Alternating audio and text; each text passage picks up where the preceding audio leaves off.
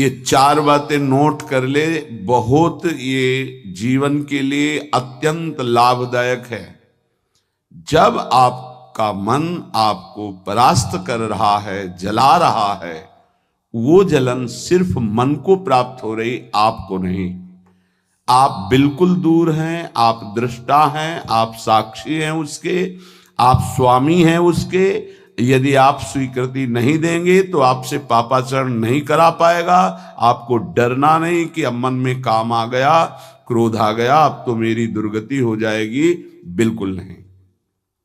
ये 4 बातें बहुत जल्दी मन को प्रभु में लगा देंगे। अगर आप पकड़ पावे, ना पकड़ पावे तो भोगे। फिर आपका मन आपको जलाएगा, फिर आप रोएंगे, चिल्लाएंगे, भागेंगे। कहां भाग के जाओगे? जो संसार में फंसे हुए जन है वो तो भाग के यहां आ रहे हैं श्री जी की शरण में। यदि आप अपने मन को संभाल नहीं पाए तो फिर कहां भाग के जाओगे? इन्हीं की शरणागति से तो निर्विकार हुआ जाता है, निश्चिंत हुआ जाता है, निर्भय हुआ जाता है। इनके चरणों को छोड़कर कहां निश्चिंतता होगी, कहां निर्भयता होगी? पहला, बिल्कुल ये जीवन की वो दवा है जिससे आप बिल्कुल ठीक हो जाएंगे यदि ये जीवन में उतार लें तो। हृदय में लिख लो, दिमाग में लिख लो, किसी नोटबुक में लिख लो, जो आप रोज स्वाध्याय करें। पहला, जहां जहां मन जाए, जिस वस्तु व्यक्ति स्थान में, तत्काल अपने प्रिया प्रीतम की भावना कीजिए। ये राधा वल्लभ लाल जी है। क्योंकि ये व्यक्ति पहले भी नहीं था, बाद में भी नहीं रहेगा। बीच में जो व्यक्ति दिखाई दे रहा है, ये व्यक्ति नहीं, मेरे प्रभु है। वस्तु नहीं, मेरे प्रभु हैं। ये स्त्री नहीं, ये प्रभु हैं। ये पुरुष नहीं, ये प्रभु है। ये पापी नहीं, ये प्रभु हैं। ये महात्मा नहीं, ये प्रभु हैं। मान लो, सवाल हल हो जाएगा। दूसरा, जहां जहां मन जाए वहां वहां मिथ्यात्व भाव करके, हे सब माया का विलास, राधा वल्लभ श्री हरिवंश, राधा वल्लभ। और मन का एक स्वभाव है, जहां हम परिचय उसका ये जान जाते हैं स्वभाव का, तो हम उससे शासन में ले लेते हैं। लोग परिचय नहीं जानते हैं। जो ही आप जानेंगे ये भागाते हुए आ जाएगा। इसको सेकंड में भी कम समय में अधीन किया जा सकता है, और पूरा जन्म लग जाएगा फिर भी अधीन नहीं कर पाओगे। बात को समझिए। ये 1 सेकंड में विश्व ब्रह्मांड में कहीं भी यदि इसका परिचय है, वो तत्काल पहुंच जाएगा। वायु भी इसके समान वेगवान नहीं है मन। अगर अमेरिका गए हैं, आपने वो दृश्य देखा है, कोई एरिया, महल, घर, जो भी, 1 सेकंड के कम हिस्से में वो पहुंच जाएगा। ऐसे मन को प्रभु में लगाने के लिए जहां मन जाए, और जाना कि गया, इतना सावधान साधक होना। गया, वो तत्काल आ जाएगा, उसको बुलाना नहीं पड़ेगा, वो तत्काल लग जाएगा। राधा वल्लभ श्री हरिवंश, राधा वल्लभ श्री हरिवंश, राधा वल्लभ। हो सकता है 5 बार न कह पाओ, फिर भाग जाए, फिर उसे लाना है। इसे कहते हैं अभ्यास योग। अभ्यास योग युक्तेन चेतसा नान्यगामिना। एक दिन ऐसा आएगा, नान्यगामिना, ये जाएगा ही नहीं, ये नहीं जाएगा। फिर दिव्य शाश्वत परम पुरुष की प्राप्ति इसी से हो जाएगी। तीसरा, हमारे मन में जो सही स्फुरणाएं हो रहे हैं उसका सपोर्ट जरूरी है। विरोध से ही मन केवल काबू में नहीं होता है, सपोर्ट जरूरी है। अब सपोर्ट शब्द से कितना मन प्रसन्न हो रहा है, हर्षित हो रहा है, उस बात का सपोर्ट जो गुरुवाणी, शास्त्र, संत जनों की वाणी, उसके अनुकूल वो बोल रहा है। चलो आज हम तुम्हारी बात पूर्ण कर देते हैं। वो कहता है मुझे आज मीठा खाने की बहुत इच्छा है। ठीक है, हम श्री जी को भोग पधराते हैं, नाम कीर्तन करते हैं, आचमन कराते हैं, फिर उसको पा लेते हैं। बिल्कुल वो आपको भजन में विरोधी भाव नहीं पैदा करेगा। कहीं कहीं मन को सपोर्ट करना है, वो कहीं कहीं शास्त्र सम्मत गुरु आज्ञा के अंतर्गत। सपोर्ट जरूरी है, जरूरी है। बिल्कुल विश्वास मानिए, ये 4 बातें जो बता रहे हैं ये जीवन की धरोहर है जो आपको दे रहे हैं। चौथी बात, जो शास्त्र विरुद्ध दोष वाली सलाह दे रहा है, बिल्कुल नहीं, बिल्कुल नहीं, बिल्कुल नहीं। जैसे वो जरूरी है सपोर्ट, ऐसे बिल्कुल सपोर्ट नहीं, बिल्कुल सपोर्ट नहीं, बिल्कुल नहीं। अब वो आपको जलाएगा। जैसे सपोर्ट शब्द से हर्षित हो गया, ऐसे बिल्कुल नहीं शब्द से वो शोकित हो जाएगा। अब आपको उदास कर देगा। जब उदास वो होगा तो आप उदास हो जाएंगे, कहीं मन नहीं लगेगा। आपको लगता है अब तो जीवन बेकार हो गया। तो मन लगना ही जीवन है क्या? अरे अभी आप समझे नहीं। सोहम तवै आश्रितः, मैं प्रियालाल के आश्रित हूं। तो तन वांग मनोभीर, अगर ये नहीं लग पा रहे हैं तो मैं स्वयं प्रियालाल के आश्रित हूं। ये मुझे कैसे भ्रष्ट कर सकता है? तन वांग मनोभीर, शरीर, वाणी और मन, ये हम समर्पित कर रहे हैं। तो शरीर, वाणी, मन, ये तीनों धोखा दे रहे हैं। शरीर बीमार हो गया है, जबान खराब हो गई है, मन गलत चिंतन करा रहा, तो हमारा बाल बांका भी नहीं कर सकता, क्योंकि सोहम तवै आश्रिता, मैं स्वयं प्रियाजू की शरण में हूं। उपासक देखो जरा, इस पर विचार करो। क्या शरीर को त्याग देने से परम पद मिल जाएगा? दुखों की निवृत्ति हो जाएगी? क्या निर्विकारता आ जाएगी? नहीं। ऐसे शरीर को नष्ट करने वाले को प्रेत योनि मिलती है। प्रेत योनि महाभयानक कष्टदायी, जिसमें वो दरिया के समीप रहते हुए बूंद पानी नहीं पी सकता, केवल वायु भक्षण करके वो जलता रहता है। कितने समय तक, इसकी कोई सीमा नहीं है। युग युग बीत सकते हैं। ये मन जिसको तुमने अपना माना, कितनी दुर्गति का रास्ता चयन करा दिया। उपासक मस्ती सीखे। अरे चाहे गृहस्थ हो या विरक्त हो, भगवद आश्रित मस्त रहना सीखो। सदा रहो अलमस्त, नाम की धुन में हो जा मत वाला। निरंतर नाम, क्या फर्क पड़ता है मन सही है या गलत, क्या फर्क पड़ता है? क्यों? क्योंकि मैं स्वयं प्रभु के आश्रित हूं। मैं सच्चिदानंद का सच्चिदानंद अंश हूं। ना मैं कभी दूषित था, न दूषित हूं, न दूषित रहूंगा, और ना सृष्टि में किसी की सामर्थ्य है कि मुझे दूषित कर सके। इंद्रियां दूषित हो सकती हैं, मन दूषित हो सकता है, क्रिया दूषित हो सकती है।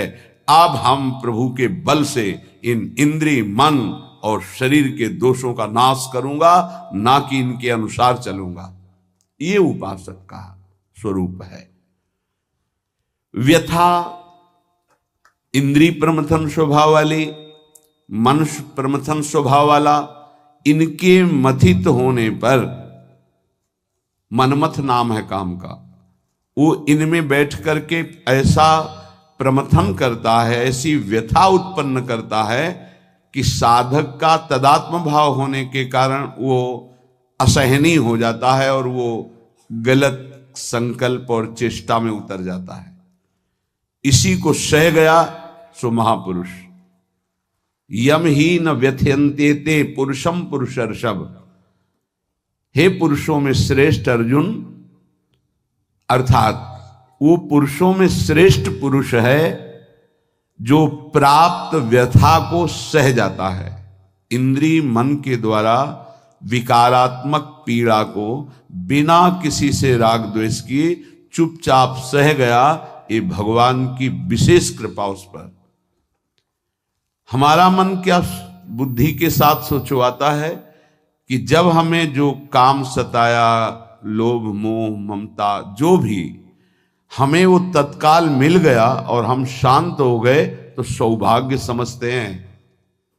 दुर्भाग्य है उस उपासक का जो चाहे और उसको प्राप्त हो जाए, दुर्भाग्य है उसका। सौभाग्यशाली वो है जो चाहे और ना मिले और जलता हुआ सह गया, उसे वो चीज मिलेगी जो त्रिभुवन में किसी को किसी साधना से नहीं मिलती। यम ही न व्यथ्यन्ते ते पुरुषम पुरुषर्षभ सम दुखा सुखाधीरम स्वमृतत्वाय कल्पते। वो अमृत पद का अधिकारी हो गया, वो अमर हो गया, अविनाशी हो गया, वो अविनाशी पद में आरूढ़ हो गया जो इस व्यथा को सह गया। व्यथा को सहने वाला वही होता है जो व्यथा का दृष्टा बनता है, भोगता नहीं। तुम दृष्टा हो, बात समझिए। आपने देखा आपका मन गलत चाह कर रहा है, ये आपने देखा, आप में नहीं है, मन में है। पर कहने को होता है कि मेरे मन में दोष आ गया, लेकिन मेरे मन में नहीं, वो मेरे में आ गया, मैंने स्वीकार कर लिया। यही दुर्दशा है माया के द्वारा की गई। इसी का नाम जड़ चेतन ग्रंथि है। यही चिज्जड़ ग्रंथि है जिसका नाश करते हैं वेदांत के द्वारा, भक्ति के द्वारा, योग के द्वारा, कर्म योग के द्वारा, सत्संग के द्वारा, शास्त्र स्वाध्याय के द्वारा। आपको विविध शास्त्रों का सार 5 मिनट में मिल गया। जो जीवन भर प्रयोग किया गया शास्त्र स्वाध्याय करके संतों की कृपा से, वो 5 मिनट में मिल गया। अगर इसे स्वीकार कर लें तो बहुत जल्दी आप महात्मा बन जाएंगे, चाहे गृहस्थ में हो या विरक्त में। महात्मा का संबोधन स्थिति से है, बाहरी किसी पद पदवी से नहीं। स्थिति होती है, उसे महात्मा कहते हैं। महात्मा शब्द भगवान के आगे भी लगता है, महात्मा श्री कृष्ण, ऐसा कई बार महाभारत में संबोधन हुआ। महापुरुष भगवान को कहते हैं, वंदे महापुरुष ते चरणारविंदम। जो भगवान में तन्मय हो गया वो महात्मा, जो भगवान में भगवत भाव को प्राप्त कर लिया वो महापुरुष, अर्थात भगवान और भगवान के जनों में अभेद स्थिति हो जाती है। अगर ये आज जो चर्चा हो रही इसको आप अपने जीवन में नहीं धारण कर पा रहे तो दुर्भाग्य है, जलोगे, रोगे, परेशान कर देगा तुम्हें मन। इसको बहुत बार सुनना। एक एक शब्द ये अमृत है, ये जीवन का सार हम आपको बता रहे हैं। मन से लड़ने की ये युक्तियां हैं जिससे साधु अपने मन को भगवान में लगाकर शांत करता है। जब हमारा मन भगवन्मय होने लगता है तो उसमें भाव का प्रादुर्भाव हो जाता है। फिर ये जो अभाव है इसी से कामनाएं प्रकट होती हैं। शब्द को पकड़ना, मन में सुख का अभाव ही भोगों की कामना पैदा करता है। मन में भगवत भाव ही निर्विकारता की स्थिति प्रदान करता है। जब आप इन 4 सूत्रों का प्रयोग करके मन को भाव में ले आएंगे तो यही मन जो आपको रुलाता है यही नचा देगा। पायो जी पायो मैंने राम रतन धन पायो, नाच पड़ोगे कि वस्तु अमोलक दी मेरे सतगुरु, निष्दिन बढ़त सवायो, रात दिन आनंद बढ़ रहा है, सदगुरु ने निहाल कर दिया। किसी को ऐसा लगता हो कि हाथ रखने से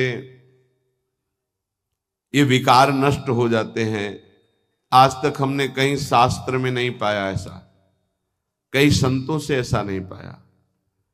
सबने उपदेश दे करके, कृपा शक्ति दे करके साधन में लगाया और उसको परिपक्व किया, उपासक को बलवान बनाया। अगर ये आशीर्वाद से होता तो उपदेश ना देकर सबके हाथ माथे पे रख देते, भगवान सबका मंगल करें, सब निर्विकार हो जाएं। कभी ऐसा नहीं हुआ है, ना ऐसा हो सकता है। हम जब संतों के वचन पर श्रद्धा करते हैं और उसको स्वीकार करके आचरण में लाते हैं तो वही आशीर्वाद हो गया कि हमारा पुरुषार्थ सार्थक हो गया। हमारा प्रयत्न गुरुदेव के वचनों के अनुसार, प्रयत्न की शक्ति गुरु कृपा, तो आगे जो भक्ति का रंग वो गुरु कृपा, मोक्ष जो वो गुरु कृपा, भगवत साक्षात्कार गुरु कृपा। पर उसमें हमारी पूरी शक्ति उनकी आज्ञा पालन में लगी है, इसीलिए प्रधान कृपा हमारी हुई। हम प्रधान कृपा अपने ऊपर नहीं करते, और तो सहायक कृपा सब है। भगवान की कृपा मानव देह मिला, सत्संग मिल रहा है। गुरु की कृपा स्वीकार किया, मंत्र दिया, नाम दिया, उपदेश कर रहे हैं। शास्त्र कृपा हमें सुलभ मार्ग, भगवत मार्ग, उससे नाना प्रकार के बचाव पक्ष की बातें, उसमें आसक्त होने की बातें दोनों बताई गई। परमार्थ में कैसे आसक्त हुआ जाता है, परमार्थ में कैसे बचा जाता है, शास्त्र कृपा भी है। अपनी कृपा हम नहीं कर पा रहे हैं। अपनी कृपा, अब हमको इस संसार समुद्र से मुक्त होना है, डूबना नहीं, इसमें पार जाना है। अब मुझे वही करना है जो मेरे गुरुदेव कहते हैं, शास्त्र कहता है। अब इसके विपरीत नहीं, ये अपने ऊपर कृपा हो गई। कोई बिरला समझ पाता है गुरु कृपा को। हमारी सदैव दृष्टि पार्थिव रही है, व्यवहारिक रही है, लौकिकी दृष्टि रही है। इसीलिए हम गुरु की बात में भी लौकिकी, व्यवहार की, स्वार्थपना देखते हैं। नहीं नहीं, ये केवल आपके लिए है। आपको दुलार करना या डांटना, आपको अपना मानना, अधिक प्यार दिखाना, आपके मन को चुराकर प्रभु में लगाना है। उस मन को ऐसे आसक्त किया जाता है, भय दिखाकर, प्रलोभन दिखाकर, दुलार करके, कि आपका मन श्री जी के चरणों में ऐसे समर्पित हो जाए कि आप निहाल हो जाएं, आप सुखी हो जाएं। अंदर की बात यही होती है। कभी सैकड़ों बार देख करके, मिल करके आपको दुलार करना, कभी वर्षों आपकी तरफ बिल्कुल न देखना, न संभाषण करना। क्या समझते हो आप? पहले आपको प्यार करते थे, अब नहीं करते। पहले आपको प्यार का व्यवहार दिखाई देता था, अब तुम्हारे ऊपर वास्तविक प्यार की वर्षा हो रही है, जो ना देखकर, ना बोलकर भी अंदर से चिंतन करते हुए तुम्हारी चित्त वृत्ति को भगवदाकार किया जा रहा है। कहीं तुम पांच भौतिक शरीर में आसक्त ना हो जाओ। अगर पांच भौतिक शरीर में आसक्त हो गए गुरु के, तो शरीर छूटने के बाद तुम्हारे मन में आएगा अब मैं अनाथ हो गया। नहीं, तुम ऐसे बलवान बनो, ऐसे गुरु आसक्त बनो कि तुम्हारे अविनाशी गुरुदेव का परिचय तुम्हें प्राप्त हो जाए। मेरे गुरुदेव प्रियाजू की नित्य सहचरी हैं, वो कैसे मर सकते हैं? वो हमारे भाव में हैं, वो हमारे संग हैं, हमारे आसपास हैं, वो जागृत में हैं, वो स्वप्न में हैं, वो सुषुप्त में हैं। मैं कभी अपने गुरुदेव से एक पल भी अलग नहीं होता। ये स्वरूप है। अध्यात्म को समझिए। कुछ व्यवहारिक साधक ऐसे हैं जो व्यवहार में राग द्वेष करते हैं। गुरुदेव व्यवहारिकी नहीं है, गुरुदेव परमार्थ वस्तु है। व्यवहार की लीला तुम्हारे साथ इसलिए हो रही कि तुम परमार्थ को जानते नहीं हो। जैसे बालक घुटनों के बल चलता है तो पिता घुटनों के बल हो जाता है, और उसके साथ साथ उसको सुख पहुंचाने के लिए वैसे ही चलते हुए बोलता है। इसका मतलब यह नहीं कि पिता बालक हो गया,